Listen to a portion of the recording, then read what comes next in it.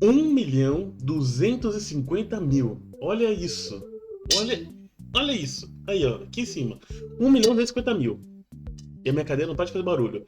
Esse é o valor arrecadado pela Jambô, mesma autora do 3DT, esse RPG aqui, no financiamento coletivo do Tormenta 25 anos. Isso em 2 dias. Tá? Em 2 dias já chegaram nessa marca. Espero que algum dia a 101 Games, que é a minha editora favorita, também chegue. Bom, e hoje eu sou o Ratorujo, estou por trás do RPG para conversarmos um pouco sobre cenários de RPG. Mas por que eu comecei falando do Tormenta há 25 anos? Bom, simplesmente porque eu já quero começar esse vídeo explicando para vocês porque que eu não apoio o Tormenta há 25 anos e porque eu não tenho muita vontade de jogar Tormenta como um todo. Por causa do cenário do jogo. E também um pouco do sistema, mas o sistema eu nem conheço. Eu sei que é D20, por isso eu já não gosto tanto. Mas o principal mesmo é o cenário. O sistema é secundário nesse caso. Por quê? Qual que é o meu problema com o Tormenta? Ó, primeira coisa de tudo, deixar bem claro aqui. Eu não tenho nada contra o Tormenta. O Tormenta pode ser um jogo excelente, 25 anos, tá aí 1.250.000 reais. Não me deixam mentir que ele tem todo o sucesso que merece. Só que eu não tenho vontade de jogar. Por quê? Quando falam para mim o termo fantasia medieval, a primeira coisa que vem na minha cabeça é um cavaleiro. Um cavaleiro sentado em um cavalo, cavalgando por algum interior medieval, né? Tentando resolver algum problema. Eu não imagino um grande guerreiro montado em um dragão, lavando o exército com uma baforada de fogo. É muito exagerado. Quando falam fantasia medieval pra mim, eu imagino, sabe o que? Um mago com longas barbas, um nariz redondo, debruçado ali, tentando desenvolver e entender escritos antigos de um livro mofado. E não um jovem com cabelo raspado, roupa com detalhes dourados, invocando um dragão espiritual que lança uma onda de chamas que lava um exército inteiro. Quando falam fantasia medieval, pra mim, eu imagino um ladrão conversando ali numa taverna com o taverneiro, enquanto com uma mão ele faz alguns gestos explicando como ele gostaria o frango com mel dele, a outra mão surrupia discretamente algumas moedas do balcão e um estranho papel que um viajante havia deixado mais cedo e que o taverneiro não havia notado. E não um ladrão que desaparece no meio da multidão enquanto várias pessoas caem mortas com os pescoços degolados. Essa é a diferença de um cenário de fantasia medieval que me chama a atenção, que me agrada, como por exemplo Old Dragon, é um sistema nacional muito famoso da Burô e que eu tenho vontade de algum dia poder jogar uma campanha de Old Dragon ou uma one shot que seja em uma mesa. Eu não quero mestrar, eu quero ser jogador. E o que é estranho, porque o que eu tenho aqui é o livro de regras básicas, não um livro de jogador. Enfim, com o Tormenta 20, que é um cenário que quando eu vejo imagens, e aqui nós temos imagens, no próprio financiamento aqui, temos essas ilustrações, a primeira coisa que vem na minha cabeça quando eu vejo isso é World of Warcraft, Hearthstone, e o pior de todos, o que eu mais detesto, tem um ódio mortal, League of Legends. Eu odeio essa temática meio videogame atual da fantasia medieval, cara. Eu acho isso, cara, assim, eu gosto de raças não humanas, eu acho isso muito legal, gosto desse Draconato aqui, desse Minotauro, acho maneiro. Mas todas as cores exageradas, todo o estilo como um todo, cara, ele me dá um ar de uma fantasia medieval tão de videogame. Parece que se eu apertar o botão a cutscene vai continuar aqui, entendeu? E eu não gosto disso, cara. Eu gosto de uma fantasia medieval que, por mais que seja exagerada também, ela tem uma pegada mais rústica, que lembre mais papel velho, sabe? Eu gosto mais de coisas assim, mano. Eu não sei se eu ponho na câmera, calma aí. Tipo isso, ó, tá vendo? Um grupo de aventureiros entrando numa floresta, né? Eu acho coisas mais pé no chão, entendeu? Tipo, uma aventura em que você precise de alguma fonte de luz enquanto você tá explorando, né? Pra não ficar no completo breu. Mas exatamente por isso que eu quero falar com vocês sobre cenários de RPG, cenários diferentes. E já deixa nos comentários qual é o seu cenário favorito de RPG. Vamos lá? O primeiro que temos para falar é o alta fantasia. Alta fantasia, como acabamos de discutir, é a fantasia mágica. Se passa em atemporal, ou seja, você não vai ter um futuro nesse mundo. O passado também é muito parecido com o presente, então meio que a tecnologia ela avança, mas ela é meio estagnada, né? Sempre histórias épicas, né? Envolvendo cavaleiros, dragões, etc. Inspirada na medieval celta da Europa. Eu acho bacana. Se passa sempre em mundos imaginários, isso é um ponto importante, né? Os mundos da fantasia, da alta fantasia, eles são todos mundos inventados para suas determinadas histórias, suas determinadas jogos, filmes, séries, etc. É um mundo muito focado em magia, em grandes forças do mal, em mitologia, etc. Temos como exemplos aqui nessa imagem do Robin Tran O Senhor dos Anéis, Dungeons & Dragons, o filme Willow, o jogo Skyrim, o jogo The Witcher, são cenários de alta fantasia. Logo depois nós temos a baixa fantasia, que é o grande ponto de que eu sempre confundia antes, mas agora eu aprendi. A baixa fantasia, ela se passa no nosso mundo, ok? Porém, você coloca um pouco de magia nesse mundo. É como se existisse ali uma corte de magos vivendo na nossa sociedade, onde contos de fadas são reais, entendeu? Só que o mundo ainda é o nosso, com presença e tal, que pode ser um mundo medieval, tá? Uma época assim mais romântica ou do iluminismo, porém com elementos de magia, como Harry Potter, como Fable. O problema desses exemplos que tem aqui é que Harry Potter, Fables, The Wolf Among Us e Mary Poppins, eles são todos de épocas diferentes. E principalmente o The Wolf Among Us, ele é baixa fantasia, mas ele também se encaixa em outro cenário que nós vamos falar agora, que são os contos de fadas. Ele é literalmente contos de fadas no nosso mundo. Contos de fada, eles são um pouco diferentes do alta fantasia e do baixa fantasia. Isso porque contos de fada são mundos imaginários inspirados na nossa realidade, né? Eles têm algum tipo de lição de moral por trás, não necessariamente precisa parar e falar a lição de moral é... Não é isso. Mas não é necessário. Porém, ele tem esses focos de aprendizado, tá? Ele é muito, mas muito baseado em folclore. Isso sim, é um ponto muito forte de contos de fada. Não à toa que o meu Ducado Verona, eu me inspirei em vários contos de fada para criar as criaturas mágicas do Ducado Verona. E também como funciona a política lá, através do ducado e a parte da religião e etc. Contos de fada são bem interessantes. Porém, eles têm personagens muito arquétipos, ou seja, personagens... Esse cara é o ladrão, esse cara é alegre, essa outra menina, ela é a bruxa. Então, tem mais arquétipos. Os exemplos que ele dá aqui, Malévola, Branca de Neve, Chapeuzinho Vermelho, o jogo Shield of Light e a Princesa Prometida, eu não lembro de cabeça qual que é. Mas a maioria desses, sim, são todos contos de fada. Um outro que a gente confunde muito é a fantasia histórica. Esse eu tenho problemas de identificar. A fantasia histórica ela se passa no mundo real e ela se passa em momentos históricos datáveis. Tipo, a gente vai jogar na China antiga, né, durante a Guerra dos Três Reinos, por exemplo. Só que ela coloca um pouco de magia e de mitologia no meio disso, entendeu? E a tecnologia é a tecnologia da época.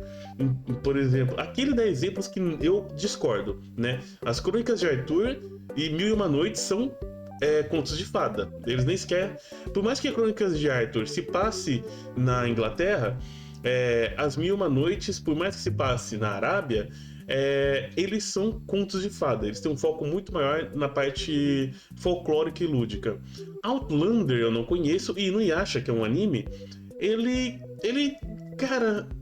Ele é conto de fada também. Então, esses exemplos que estão nessa imagem não contam tanto como fantasia histórica. Eu colocaria aqui, tipo, Far Cry. O jogo Far Cry que se passa em... representa algumas autarquias e tal, mas ele também se encaixaria em outro tema. Fantasia histórica é muito nebuloso para explicar. Eu mesmo me confundo um pouco. Fantasia sinistra, ou Grimdark, não é a fantasia sombria, tá? Que tá mais pra frente. O Grimdark é algo que novo pra mim. Por exemplo, Game of Thrones, Warhammer 40k e outros dois aqui que eu não acho que encaixam como Grimdark. É uma fantasia mais sangrenta, com foco em corrupção política. Você pega histórias que normalmente você trataria em mundos mais modernos, só que você trata deles em um mundo de fantasia, entendeu? Eu acho que isso aqui é uma forçação, né, de barra, ou a fantasia sinistra, né? Mas, bom, vamos indo. Ópera espacial, o que eu também gosto de chamar de fantasia espacial. É uma fantasia futurista que se passa em um mundo espacial, né, com planetas, raças, exploração espacial, bases, estações, naves. Eu quero muito mestrar uma campanha de ópera espacial, cara. Eu quero demais. Ficção científica. Agora nós estamos entrando nas temáticas de ficção científica. Largamos a fantasia, apesar que falta um, não sei porque tá fora de ordem aqui, e estamos entrando no ramo das ficções científicas. A ópera espacial é a mais conhecida, porque Star Wars, Duna, Mass Effect, Star Citizen são óperas espaciais, são fantasias espaciais. Diferente de Star Trek. Star Trek é ficção científica. Temos também outra muito conhecida ultimamente, que é o Cyberpunk. Cara, Blade Runner é o melhor exemplo, assim como o Cyberpunk 2020, né? Ou 2077, que é o jogo. É basicamente uma distopia futurista, tá? Com base muito na parte econômica, né? Grandes megacorporações, cara. Polícia privada, segurança privada, tudo envolve dinheiro, tudo envolve trabalho. Até o crime é privatizado. Então, e é uma baixa qualidade de vida, porém um grande acesso à tecnologia. Lógico, para quem tem dinheiro. Depois temos Fantasia Sombria, que não sei porque tá aqui, deveria estar lá no começo. Fantasia Sombria, ele é como se fosse a alta fantasia. Só que ele se trata de um mundo baseado em terror, em contos macabros. Por exemplo, pega Cthulhu, só que coloca no mundo de dragões, tá? De masmorras de dragões. É mais ou menos isso a Fantasia Sombria. O maior exemplo de todos, que nem tá aqui nessa lista, e tem exemplos aqui que eu não encaixaria muito bem com Fantasia Sombria, é Darkest Dungeon. Eu amo Darkest Dungeon, cara. É o melhor exemplo de fantasia sombria que existe. Mas agora, o chamado de Cthulhu, ele se encaixa assim como fantasia sombria, porém, ele não é de fantasia sombria medieval, ele é fantasia sombria moderna. Ah, mas ele passa os anos 30, moderno, não contemporâneo, tá? As pessoas separam moderno e contemporâneo. O moderno já passou, a gente está no contemporâneo. Enfim, Dieselpunk. Dieselpunk é o futuro do steampunk. O maior exemplo de Dieselpunk que eu posso te falar não tá aqui nessa lista, que é Mad Max. Mas Mad Max é futuro distópico. Sim, é um distópico Dieselpunk. Dieselpunk é difícil de explicar, então eu vou pular ele. Pós-apocalíptica, ficção científica pós-apocalíptica. Esse cenário é amplamente conhecido. The Last of Us, Guerra Mundial Z. Eu discordo do Guia do Mochileiro das Galáxias. O Guia do Mochileiro das Galáxias não é pós-apocalíptico. O Guia do Mochileiro das Galáxias é ópera espacial, ele é fantasia espacial. Eu colocaria aqui o maior exemplo de todos, que é Fallout, que a pessoa que fez essas imagens, eu peguei na internet isso aqui, tá? Ela colocou Fallout num outro tema que não tem nada a ver. Pra mim, Fallout é pós-apocalíptico. Ficção científica distópica, ou distopia, né? Inspirado no mundo real, tem um foco muito maior em tirania, em governo, em sociedade.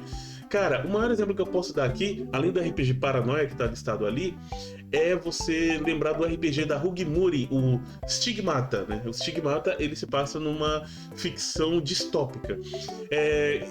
Mano, é bacana, mas é complicado de trabalhar com esse tema. Steampunk. Eu amo steampunk. Amo. Tem um filme chamado As Loucas Aventuras de James West. Se você ama steampunk, você tem que assistir esse filme com Will Smith. Agora, cara, ele é retrofuturista. Ou seja, imagina que a gente tá na Inglaterra vitoriana, na época de Sherlock Holmes, só que a tecnologia a vapor, né, daí o nome Steam, ela continua evoluindo. A gente tem computador aqui, mas computador a madeira, que usa cartões perfurados. Você tem carros que usam caldeira, né, precisam de carvão para funcionar. Pode até ter petróleo, tá? Pode até ter um pouco... Aí já entra mais o dieselpunk. A diferença do dieselpunk pro steampunk é que o steampunk ele tem um foco muito maior no bronze, na área de deco. Por exemplo, o maior exemplo de steampunk que eu gosto bastante, né, é o... Eu ia falar o BioShock, mas BioShock na verdade é dieselpunk. Então, o steampunk, ele dá pra fazer tipo um faroeste futurista, sabe? Mas sem alta tecnologia, com a tecnologia da época. Steampunk é bem legal e tem muitas ideias interessantes. Essa eu já não gosto, que é ficção científica utópica. Isso porque é difícil você trabalhar com uma utopia sem acabar transformando ela em uma distopia. Tanto que quase todos os exemplos que está escrito na parte de baixo aqui são, na verdade, distopias disfarçadas de utopia. Qual a diferença de distopia e utopia? Distopia é que tudo deu errado, utopia é que tudo deu certo. Simples. Eu chamaria isso aqui de um solarpunk ou um clean future, que são uma história que se passa no futuro, onde a tecnologia é alta, onde tudo é limpo, tudo é clean, tudo é bonito, tudo funciona, mas sempre dá algo errado porque a história tem que acontecer, não é verdade? É verdade. Ficção científica, conquista espacial, eu chamo isso aqui de NASA-punk. Quem jogou aí aquele jogo da Bethesda que envolve o espaço, ele se passa nessa temática. Ele é uma fantasia, porém ele é muito baseado na nossa realidade, só que o jogo da Bethesda ele passa mais pro lado da fantasia espacial. A conquista espacial é legal de assistir, é legal, mas é muito difícil trabalhar com isso. Por fim, né, temos a conquista terrestre, que seria tipo uma distopia espacial, né, enquanto no fantasia medieval a gente tem a fantasia sombria, no ficção científica a gente tem esse daqui. Aqui você coloca Alien, você coloca esse daqui que é Guerra dos Mundos, Independence Day, que é tipo a Terra sendo dominada por alguma raça do espaço. A Herança de Cthulhu também pode encaixar aqui um pouco, né? A Herança de Cthulhu não, o Call of Cthulhu, porque muitas das criaturas de Cthulhu são extraespaciais, extraterrenas. E esse é um que eu não conhecia até ver essas imagens, que é a ficção científica Uchrônica. E aqui que a pessoa colocou Fallout. Só que eu não entendo muito bem isso daqui e não parece Fallout, porque isso aqui lembra muito essa imagem lembra muito Wolfenstein. E Wolfenstein já apareceu. Wolfenstein é dieselpunk? Enfim. Eu tentei falar de temáticas de RPG, me embolei um pouco. E pra deixar claro pra vocês, eu tentei gravar esse vídeo de manhã. Só que infelizmente o meu computador tentou gravar o áudio por esse microfone, não pelo meu microfone de bancada, que é o que eu tô gravando agora. Ficou horrível, tô tendo que regravar o vídeo. Então, eu espero que vocês tenham gostado. Novamente, os comentários são de vocês. Dizem qual é o seu cenário favorito, qual que vocês gostam mais, qual vocês gostariam de experimentar, qual vocês têm mais curiosidade. E até a próxima, nesse mesmo canal.